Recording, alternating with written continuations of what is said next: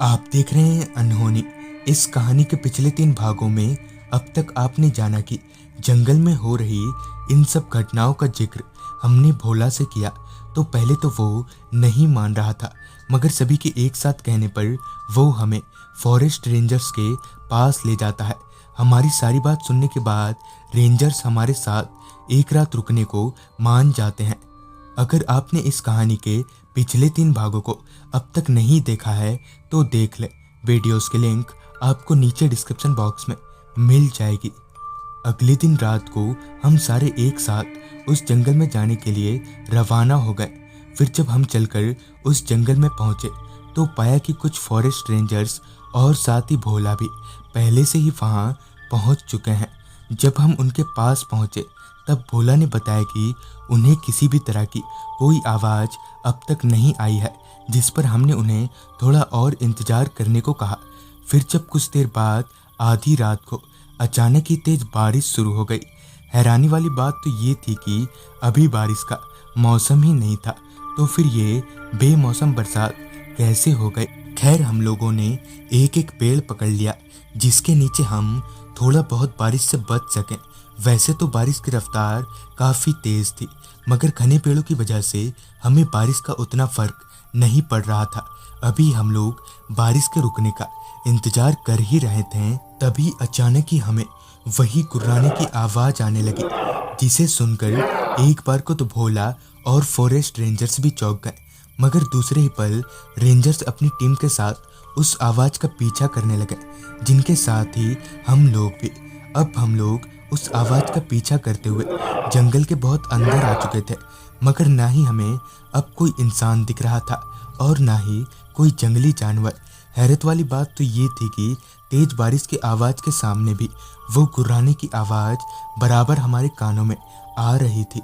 इसी बीच आसपास के सारे पेड़ एकदम से बहुत ज़ोर ज़ोर से हिलने लगे, मगर उस वक्त तो वहाँ हवा चल ही नहीं रही थी, तो फिर सारे पेड़ कैसे हिल रहे थे। हमें समझ आ गया कि जरूर ताल में कुछ काला है। हम लोग रेंजर्स को वापस लौटने के लिए मनाने लगे, जिस पर पहले तो वो लोग नहीं मान रहे थे, मगर फिर हमारी बात की गंभीरता को समझते हुए वो मान गए। वापस पलटते ही हमने पाया कि हम जितने लोग आए थे उनमें से एक कम है। ध्यान देने पर पता चला कि हमारा एक साथी किशोर हमारे झुंड में नहीं है। तभी हमें किसी के कुछ चबाने की आवाज़ आई, जो ठीक हमारे सर के ऊपर लगे पेड़ से आ रही थी। जब हमने अपनी निगाहें ऊपर पेड़ पर डाली तो हमारे होश उड़ गए। एक पल के लिए तो हमारी धड़कनें वहीं थम सी गई थी। दरअसल उस पेड़ के ऊपर वही लाल आंखों वाला आदमी बैठा था। उसके हाथों में किशोर का सर था, जिसे वो कच्चा ही चबा रहा था। इतना सब देख लेने के बाद हमारी और हिम्मत नहीं हो पा रही थी कि हम वहाँ एक पल के लिए भी खड़े हो पाएं। तभी हम सब ने गांव की तरफ दौड़ लगा दी। गांव पहुँचते ही हम सारे अपने अपने घर की तरफ भाग आए और रेंजर्स अपने कैबिन की तरफ। अगले दिन सुबह हमने किशोर के घर वालों को पूरी बात बता दी और फिर हम सारे दोस्त एक जगह इकट्ठा हुए।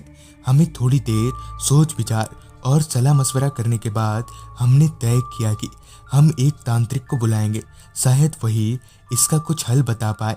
ये तय करने के बाद हम 2-4 लोग गांव के ही एक तांत्रिक के पास गए और पूरा हाल बताया, जिस पर तांत्रिक ने बताया कि जिस जगह पर पहली बार उस पिशाच को देखा गया था, आज रात हमें उसके साथ उसी जगह पर जाना होगा। मगर इसके बाद आगे उस तांत्रिक ने कुछ बताया नहीं। खैर, हम लोग वहाँ से अपने अपने घर आ गए। अब बस इंतजार था तो रात होने का। हमें डर तो लग ही रहा था, मगर साथ ही इसका हल निकालना भी बेहद जरूरी था।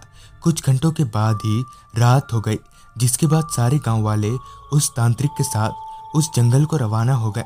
उस जगह पर जहां मैंने पहली बार उस पिशाच को देखा था, उस तांत्रिक को मैं वहीं ले गया।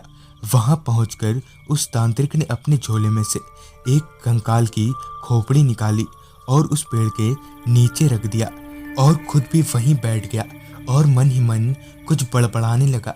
जैसे जैसे वो तांत्रिक अपना मुंह चला रहा था, उसी के साथ ही जंगल में लगे सारे पेड़ एक साथ हिलते जा रहे थे और साथ ही वो गुर्राने की आवाज़ भी बहुत तेज हो गई थी। कुछ देर तक ये सिलसिला ऐसे ही चलता रहा, जिसके बाद अचानक ही वो गुर्राने की आवाज़ आनी बंद हो गई और फिर साथ ही सारे पेड़ों का हिलना भी बंद हो गया। जिसके बाद उस तांत्रिक ने वहाँ से उठते हुए कहा, अभी यहाँ से चलो, मगर 7 दिनों तक इस जंगल में कोई आना मत, और ना ही इस खोपड़ी को कोई यहाँ से हिलाना। जिसके बाद हम लोग उस तांत्रिक के साथ ही गांव वापस लौट आए, जिसके बाद हमें वो लाल आंखों वाला पिशाच कभी नहीं दिखा। तो दोस्तों, ये था इस कहानी का आखिरी भाग। आपको कहानी कैसी लगी हमें कमेंट बॉक्स में ज़रूर बताएं। तो मैं आर्यन जल्द ही मिलूंगा आपसे ऐसी ही एक कहानी के साथ।